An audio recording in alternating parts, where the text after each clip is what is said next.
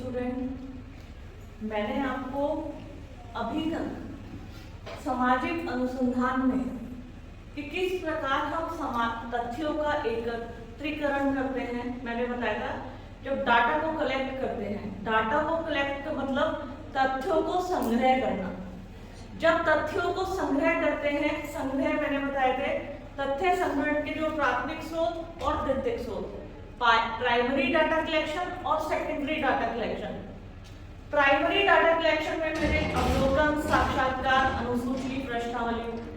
द्वितीयक स्रोतों में मैंने डायरी, संस्मरण पत्र, न्यूज़पेपर, पत्रिकाएं, सरकारी आंकड़े, इनको बताया था। ठीक है, आप पिछली वीडियो में मेरी बहुत आसानी से इन सबको डिस्क्रिप्टिवली पढ़ सकते हैं। अब हमारे सामने आता है तथ्यों का सारणीयन या टेबलाइजेशन ऑफ डाटा। टेबलाइजेशन इसको बोलते हैं।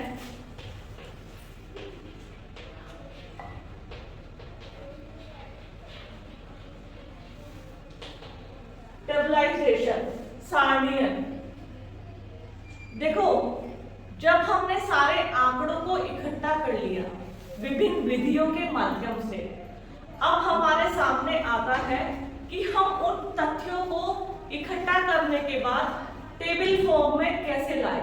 फॉर एग्जाम्पल, मैं तुम्हें शुरू से बताती आ रही हूँ, जैसे हमने रिसर्च किया कृषकों की आत्महत्याएं पे,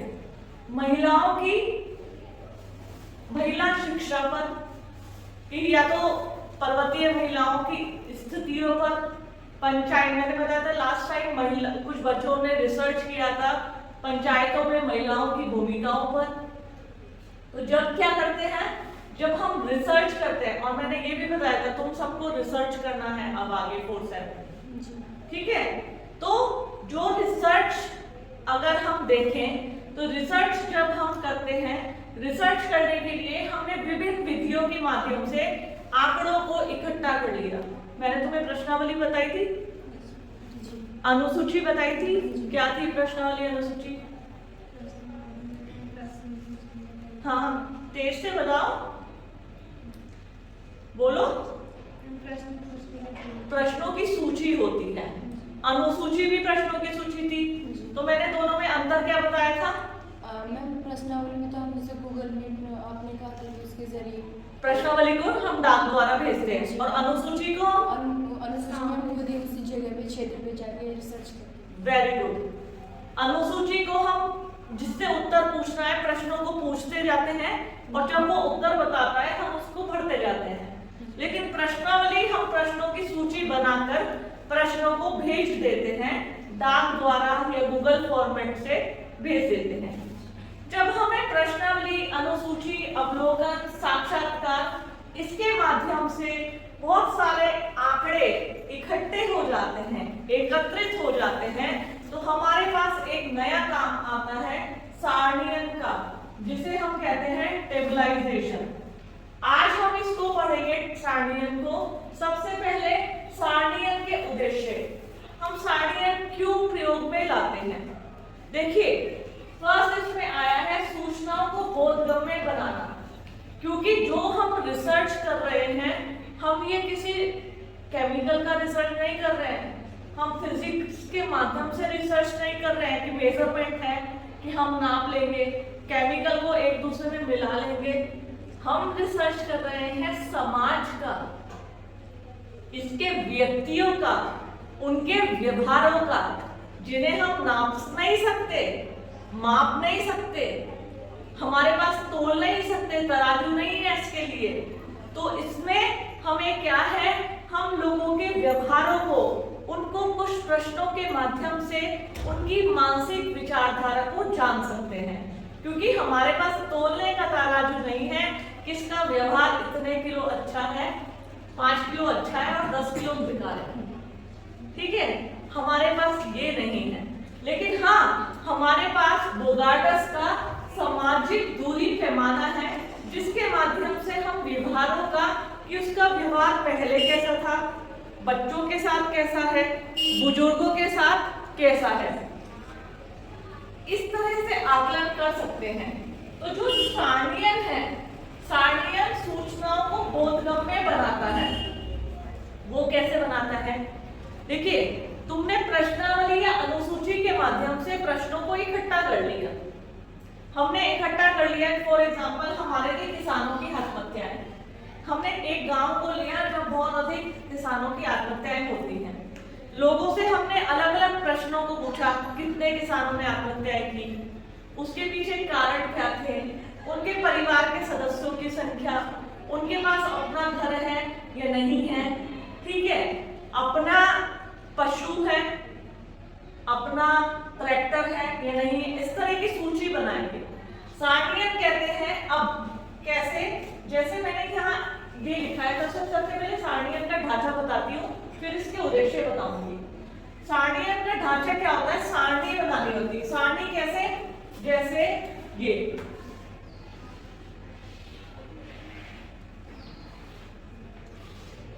सारणीयन के लिए सबसे पहले हमें टेबल बनाना पड़ता है। टेबल फॉर एग्जांपल हमने इकट्ठा किया, गांव में कितने व्यक्ति हैं, महिला पुरुष, तो महिला पुरुष क्रम संख्या 1। मान लीजिए महिलाएं 50 हैं और पुरुष है 68। इस तरीके से हमने सारणीयन को कर लिया। ये तो सिंपल सारणी हुई। एक होता है जो हमारे प्रश्न हम इकट्ठा करते हैं कि कितने किसानों ने कर्ज लिया है, ठीक है, कितने किसानों ने कर्ज लिया है। अब कर्ज का भी रूप होता है, बैंक से लिया है, साहूकार से लिया है। तो सबसे पहले सारणी का शीर्षक होता है। सारणी का शीर्षक कर्ज, कर्ज की स्थिति, शीर्षक हो गया कर्ज की स्थिति, उपशीर्षक हो गया कर्ज, कर्ज की स्थिति, शीर्षक, उपस्थिति, कर्ज। रेखाएं, रेखाएं बोलती है अब आप टेबल कैसे बनाएंगे, ठीक है। तुलना, तुलना हमने कैसे की? तुलना कैसे की? क्रम संख्या, साहूकार द्वारा लिया कर्ज, बैंक द्वारा लिया कर्ज, तो इसमें तुलना की। मान लीजिए 15 लोगों ने साहूकार से लिया और 10 लोगों ने बैंक से कर्ज लिया। व्यक्तियों द्वारा लिया गया कर्ज, व्यक्तियों द्वारा लिया गया कर्ज। तो 15 व्यक्तियों ने बैंक से, साहूकार से लिया और 10 व्यक्तियों ने बैंक से लिया। कहने का मतलब सबसे पहले सारणी बनाते समय हमें हर क्वेश्चन का इस तरीके से टेबल बनाना पड़ेगा। हर एक क्वेश्चन का व्यक्ति के नाम को छोड़कर उम्र का भी बनाना पड़ेगा। शीर्षक हो जाएगा उम्र। घर के हम सभी सदस्य, जैसे एक घर में गए फॉर एग्जांपल, हमने पूछा घर में आपका नाम क्या है, कि मेरा नाम रवीश कुमार है। बेटा तेरे फोन की ये लाइट अंदर आ रही है, उधर दूर से अंदर से आ रही है। हमने नाम पूछा तो उसने कहा राम कुमार। कि घर का मुखिया कौन है, मुखिया का नाम, कि मैं ही मुखिया हूँ। कितने सदस्य हैं, कि उन्होंने कहा हमारे घर में 8 सदस्य हैं। कितनी महिलाएं कितने पुरुष हैं, तो उन्होंने बोला कि 5 महिलाएं हैं और 3 पुरुष हैं, ठीक है। तो फिर हम घर में एक, मैं तुम्हें डेजर्टेशन अगली बार कल को लाके दिखाऊंगी, तो उसमें बताऊंगी पूरा सारणी कैसे बनती है। सदस्यों की संख्या, ठीक है, अधिकतर सदस्यों की संख्या परिवार में जैसे 2 से 4 के बीच, 5 से 7 के बीच, 8 से 12 के बीच, उससे हमें पता चलेगा घर में ये एकांकी परिवार है या संयुक्त परिवार। फिर उम्र, उम्र 0 से 10 वर्ष के बीच, 11 वर्ष से 20 वर्ष के बीच, 20 वर्ष से 30 वर्ष के बीच। इस तरीके से टेबल बनाएंगे कितने वर्ष में कितने सदस्य हैं, तो उससे हमें पता चलेगा। कहने का मतलब हर एक प्रश्न की सारणी बनती है, टेबल बनता है। टेबल में हम आंकड़ों को, जैसे हमने 50 लोगों का अध्ययन किया, तो उस 50 लोगों में कितने उम्र के व्यक्ति सबसे ज्यादा हैं, तो हमने डिवाइड कर दिया, तुलना कर दी उनकी उम्र के हिसाब से। फॉर एग्जाम्पल किसी घर में 8 साल के 2 बच्चे हैं, तो वो 0 से 10 साल के बीच में आएंगे 8 साल के बच्चे। तो सारणी का शीर्षक सबसे ज्यादा जरूरी होता है कि हम सारणी का शीर्षक क्या रखें। फिर उपशीर्षक, कई बार शीर्षक और उपशीर्षक आप एक ही ले सकते हैं, जरूरी नहीं है दोनों करो डिसर्टेशन में। लेकिन जब हम पीएचडी वर्क करने जाते हैं, रिसर्च करने जाते हैं, तो हमें विस्तृत रूप से रिसर्च करना पड़ता है बच्चों। देखो, मैं ये बार बार तुम्हें समझा रही हूँ, मुझे अपनी क्लास में ऐसा लगता है कि कुछ बच्चे पीएचडी कर सकते हैं, नेट निकाल सकते हैं। वो जहां आज मैं खड़ी हूं ना, तुम में से कुछ बच्चे मेरी जगह खड़े हो सकते हो, लेकिन तुम इस बात को कम समझ रहे हो। मैं पूरी जी जान से तुम्हें रिसर्च पढ़ा रही हूँ। ये रिसर्च बड़ी बड़ी यूनिवर्सिटी में भी पढ़ाई नहीं जाती। एडमिशन लेते हैं, प्री पीएचडी कोर्स होता है, लेकिन वाकई में कुछ प्रोफेसर सीरियस होते हैं, कुछ लोग क्या होते हैं, कहीं बिजी हैं, छुट्टी ले ली, क्लास हो ही नहीं पाती। ये तुम्हारी चीजें वो चीज है जो तुम्हारे नेट के एग्जाम में, पीएचडी में, प्री पीएचडी में वहां पे काम आने वाली है। तब तुम्हें कोई नहीं बताएगा प्राइमरी डाटा कलेक्शन किसे कहते हैं, सेकेंडरी डाटा कलेक्शन किसे कहते हैं, टेबलाइजेशन ऑफ डाटा किसे कहते हैं, कि तथ्यों को सारणीय किसे करना कहते हैं। अब तुमने यदि इस क्लासरूम में समझ लिया कि हमने जो डाटा कलेक्ट किए हैं उनको टेबल फॉर्म में लाना, इसे कहते हैं सारणीय। अब मैं नेक्स्ट टाइम तुमसे पूछूंगी टेबलाइजेशन ऑफ डाटा किसे कहते हैं, तुम इजीली बता लोगे, बता लोगे?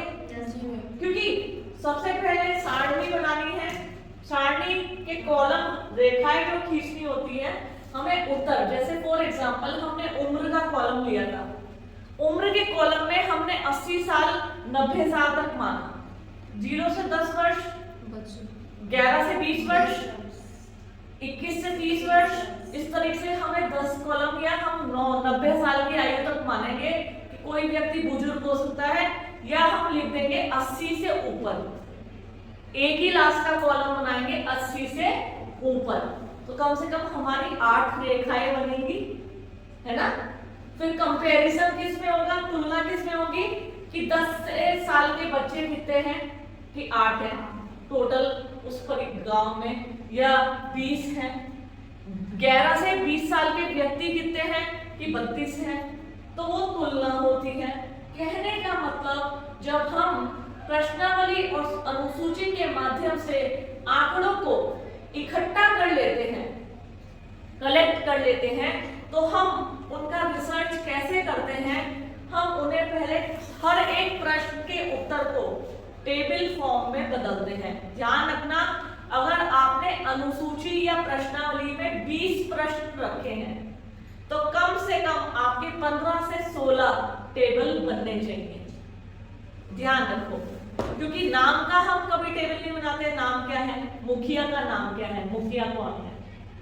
फिर ये क्वेश्चन का टेबल बना सकते हैं, मुखिया महिला है कि पुरुष, ठीक है, उसका टेबल बन सकता है कि उस गांव में मुखिया की स्थिति महिला पुरुष, महिला पुरुष, कितनी घर की महिलाएं जो है मुखिया है, कि 5 मान लिया, और 35 पुरुष हैं, 40 हमने परिवारों का किया, तो 5 महिलाएं। इससे क्या उजागर होता है, उसे तुम्हें सारणी के अनुसार लिखना भी है। इससे ये उजागर होता है कि इस गांव में ज्यादातर पुरुष मुखिया हैं, पुरुष घर की बागडोर संभाले हुए हैं।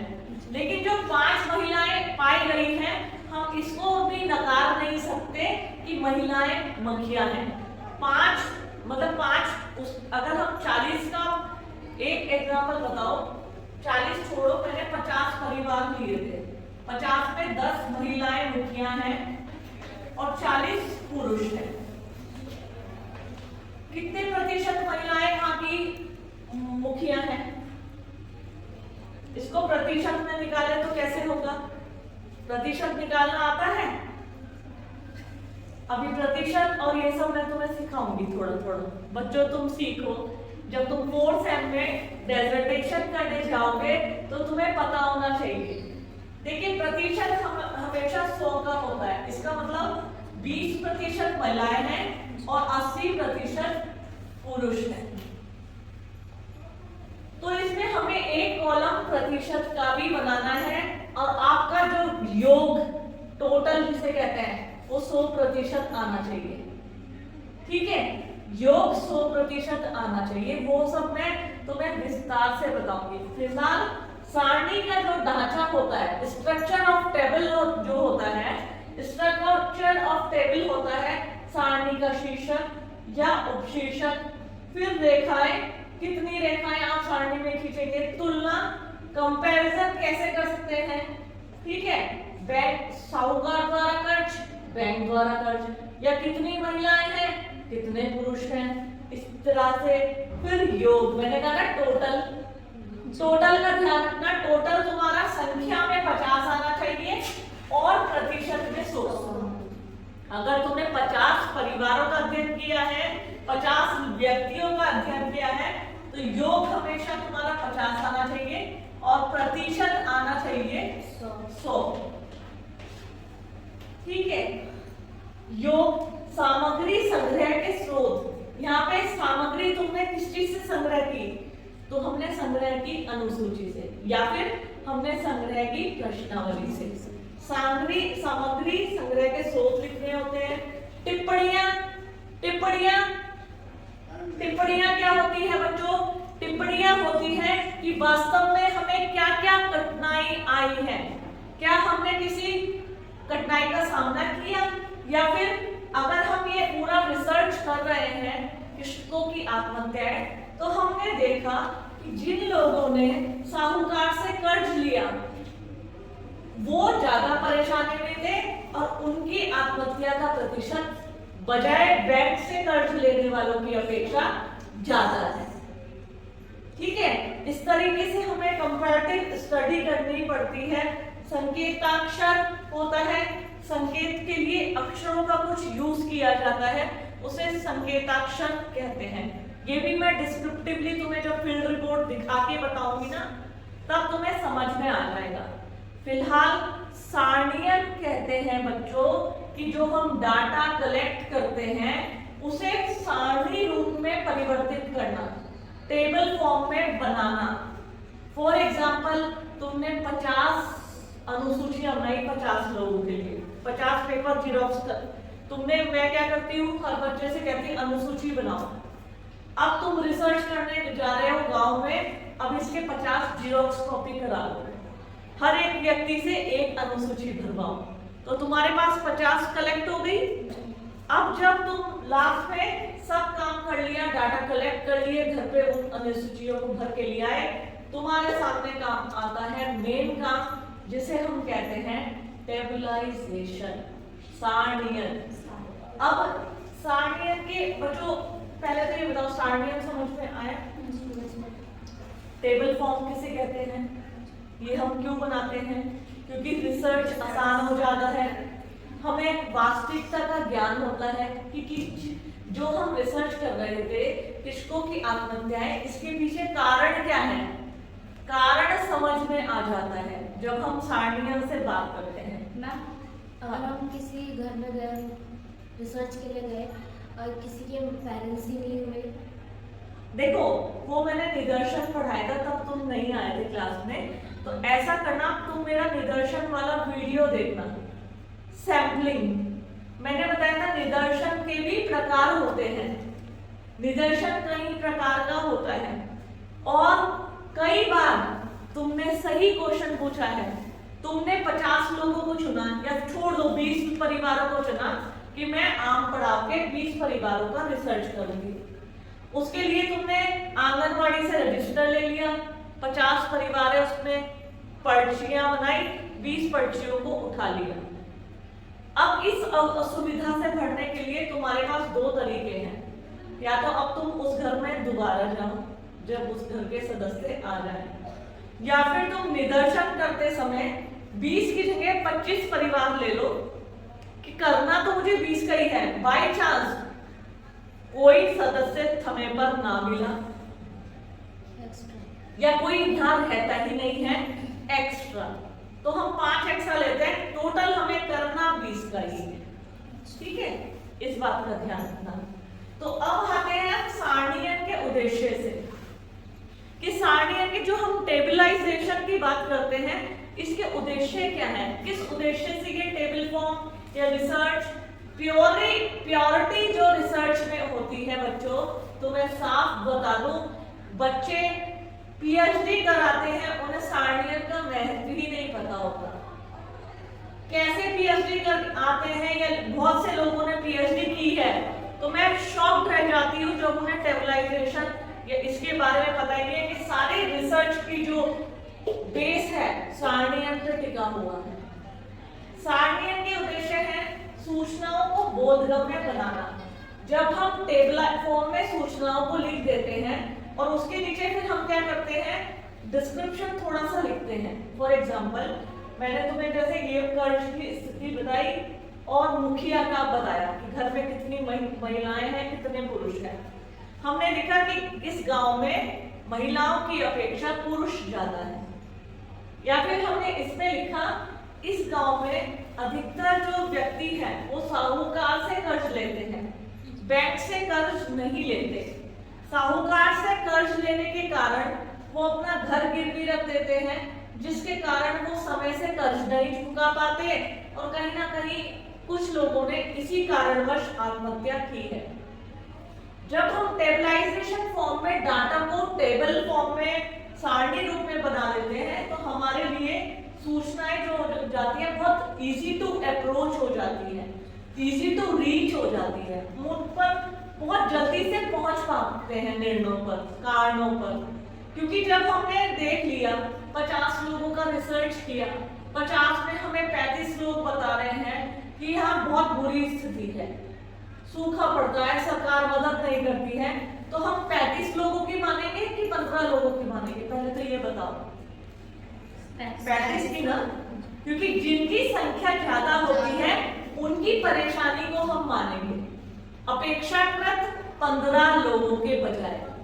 तो ध्यान रखना, जब टेबल फॉर्म में हम डाटा को लिख लेते हैं तो हमारे पास सूचनाएं जो होती है इजी टू अप्रोच हो जाती हैं और इजी टू अंडरस्टैंड हो जाती है। बोधगम्य मतलब समझना उनको आसान हो जाता है। ठीक है, फिर तथ्यों का स्पष्टीकरण। जब टेबल फॉर्म में आ जाते हैं तो हमारे सामने डाटा आ जाते हैं, अच्छा 68 पुरुष हैं, जिसमें से कि हमने देखा 10 महिलाएं मुखिया हैं और 40 पुरुष मुखिया हैं। तो क्या है, हमारे सामने तथ्य जो होते हैं बिल्कुल स्पष्ट हो जाते हैं, बिल्कुल निकल के आ जाते हैं। इफ और बट, इनका तो प्रश्न ही नहीं रहता कि इफ अगर ऐसा होगा बट लेकिन ऐसा होगा। इफ और बट का सवाल नहीं रहता, क्योंकि सूचनाएं पूरी नंबर रूप में हमारे सामने निकल के आ जाती है, हमारे पास कोई संशय नहीं रह जाता। साथ ही साथ तुलना में सुविधा। जब आंकड़ों को हम संख्या रूप में लिखते हैं, देखिए सारणीयन की डेफिनेशन मैंने तुम्हें बताई थी कि सारणीयन वास्तव में क्या है। सारणीयन वैज्ञानिक विधि है जिसमें सूचनाओं को बड़ा सुविधाजनक बनाया जाता है, इजी टू अप्रोच बनाया जाता है, जिससे व्यक्ति को अनुसंधान करने में बाधा उत्पन्न ना हो। ध्यान रखना, सारणी जो है, सारणीयन एक वैज्ञानिक विधि है जिसमें तथ्यों को एकत्रित करके उन्हें सारणीयन रूप में बनाया जाता है, जिससे सूचनाएं जो होती हैं वो बहुत स्पष्ट और बोधगम्य हो जाती हैं। तो वही है, सूचनाओं को बोधगम्य बनाना सारणीयन के उद्देश्य। तथ्यों का स्पष्टीकरण, स्पष्ट हो जाते हैं तथ्य। तुलना में सुविधा हो जाती है कि जब हम कंपैरिजन करने लग जाते हैं, कंपैरिजन करते हैं एक तथ्य की दूसरे से, दूसरे की तीसरे से, जैसे यहाँ और जैसे यहाँ। मैंने बताया था ना कितनी महिला कितनी पुरुष है, हमें कब पता चला मुखिया? जब हमने उन्हें टेबल फॉर्म में लगा दिया तो हमें पता चला 10 मुखिया महिलाएं हैं और 40 मुखिया पुरुष हैं। तो तथ्यों की तुलना करने में सुविधा हो जाती है आंकड़ों से। जब आंकड़े इकट्ठे होते हैं, आंकड़ों के इकट्ठे होने से कंपैरिजन करना बहुत आसान हो जाता है। साथ ही साथ संक्षिप्तीकरण, मैंने कहा ना, जब हम टेबल फॉर्म में लिखते हैं, बना लेते हैं, तो उसके नीचे हम उनका संक्षिप्तीकरण करते हैं कि जो है साहूकार से कर्ज लेने के कारण व्यक्तियों ने आत्महत्या ज्यादा की, क्योंकि बैंक के कर्ज का जो ब्याज का प्रतिशत है साहूकार का उससे असंख्य ज्यादा है। साहूकार जो ब्याज वसूलता है वो, अभी एक तुम्हें पर्सनल एक्सपीरियंस बताती हूँ। कल मैंने तुम्हें बताया था यहाँ का महिला पुलिस की सदस्य हूँ, ठीक है, तो अक्सर वहाँ केस आते हैं तो मैं भी देखती रहती हूँ। कल भी मैं गई थी तो सीओ सर से मेरी बात हुई थी, तो सीओ सर एक केस का जिक्र कर रहे थे। एक व्यक्ति ने दूसरे व्यक्ति से कर्ज लिया 1 लाख रुपए, ठीक है, अब उसने 4 लाख रुपए ब्याज के चुका दिए, मूल उसका अभी भी खड़ा। उसने 1 लाख रुपए कर्ज लिया था और बदले में उस व्यक्ति को 4 लाख रुपए दे चुका है। अब 4 लाख दे चुका, उस जिस व्यक्ति से उसने कर्ज लिया था उसने कहा अभी 1 लाख तेरा बाकी बचा है। उन दोनों में झगड़ा हो गया, कि नहीं मेरा वो वापस कर। उसने कहा मैंने तो दे दिया, बस मैं एक ही दे सकता हूँ। उसने 1 का 4 गुना दे दिया।